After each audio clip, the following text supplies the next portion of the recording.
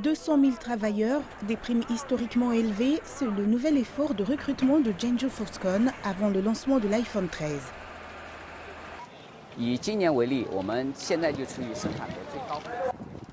Le mois d'août a toujours été notre période de pointe pour le recrutement. Nous augmentons les primes uniques pour les nouveaux candidats d'environ 9 800 yuan en juillet à plus de 10 000 yuan pour attirer plus de travailleurs.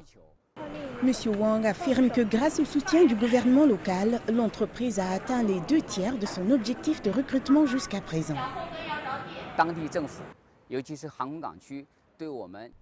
Le gouvernement local a fourni aux demandeurs d'emploi des services pratiques comme des tests nucléiques gratuits et des navettes qui vont les chercher dans plus de 20 zones de la province. Le recrutement de masse se poursuit en Chine. Foxconn a un temps envisagé de transférer une partie de sa production au Vietnam et en Inde pour profiter de leur main-d'œuvre moins chère. La compétence et la gestion de la main-d'œuvre dans les pays d'Asie du Sud-Est sont faibles par rapport à la Chine. La Chine dispose d'un écosystème industriel énorme et complet qui peut offrir un soutien solide aux entreprises géantes.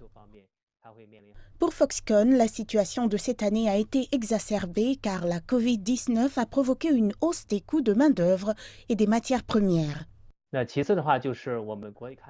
Les situations dans les nations d'Asie du Sud-Est comme l'Inde ne sont pas idéales en termes de prévention et de contrôle du Covid, ce qui a ralenti leur rythme d'avancement sur la production de masse, tandis que la Chine a cherché un équilibre entre sa lutte contre le virus et la reprise du travail.